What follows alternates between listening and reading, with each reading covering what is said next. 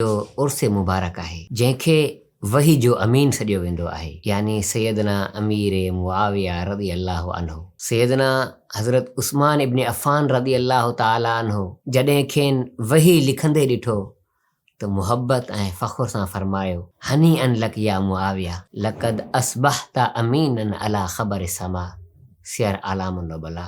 मुबारक हुजे तोखे ए अमीर मुआविया, तूं हाणे आसमान जे ख़बरनि जो अमीन बणिजी वियो आहीं।